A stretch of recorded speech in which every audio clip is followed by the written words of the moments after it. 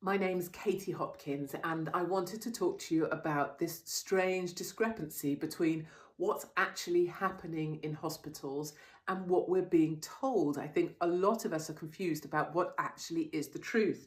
Let me give you a very specific examples. Any of the stuff that I'm showing to you, you can see for yourself and find for yourselves. This is a conversation on BBC 5 Live. Everyone's wondering, should schools be shut or not? Adrian Charles speaks to a nurse, Laura Duffel, a matron in a London hospital. She tells Adrian Charles about the COVID situation in hospitals. And as part of the conversation on BBC 5 Live, she says it was minimally affecting children in the first wave. We now have a whole ward of children here. Take a listen to the audio clip for yourself. It was minimally affecting children in the first wave. We have a whole ward of children here. So that's the audio clip of that nurse saying we have a whole ward full of children here. Now, doctors and nurses were even outraged by this audio, that tweet, which now has 2 million views and is still up, is still hosted by the BBC.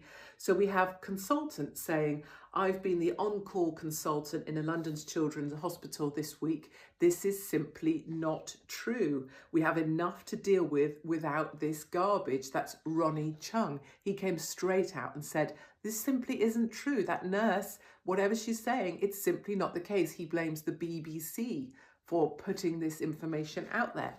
The BBC, smelling trouble, quickly come out with this: coronavirus, no increase in severe child cases, paediatricians say. So despite them pushing the Adrian Charles interview, despite the 2 million views on Twitter, despite it still being up there without being pulled down, they also post an article to kind of make things okay, with paediatricians saying, no, there isn't. Well, at this point, what is a parent supposed to think? This nurse says there's wards full of children. This consultant says that's a lie. The BBC is hosting all of this, so what is truth and what is a lie? Should we be worried? Shouldn't we be? You know, and then others come out. So this is from the Royal College of Paediatrics and Child Health, and they're basically saying we're not seeing any pressure from COVID in paediatrics. They're saying, no, don't worry, this isn't a problem for children.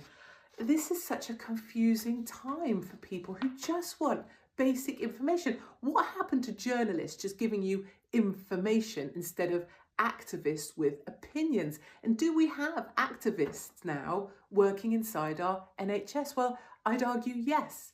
Because what do you think the head of the Teachers Union, Mary Bowstead, did? She used that tweet. She said, this is incredibly serious, quoting the tweet, quoting Adrian Charles, and using the audio of the woman saying there are wards full of children. Then, of course, you look a bit further, look a bit deeper, and it turns out Laura Duffel describes herself as an activist. She says she's quite new to this activism. And then it turns out she was one of the ones on her knee who helped be part of, organise, coordinate a Black Lives Matter protest as well. So many questions. Why is it someone would go on the radio and say something that other consultants, paediatricians are saying is not true? Why would the BBC host and continue to host a tweet that appears to be blatantly untrue? Why are people trying to confuse us on this? Are parents not got enough on their plate without being worried about who's telling them truth and who's telling them lies? And to what extent do you want activists inside the NHS? Or perhaps you just want doctors and nurses to do their job and make sick people better again? A lot of confusion out there. Keep asking questions, challenge everything. Don't listen to me. Go and find all of this for yourself, but you'll soon see how much of this, and certainly that tweet from the BBC saying there are wards full of children, certainly doesn't seem to be adding up.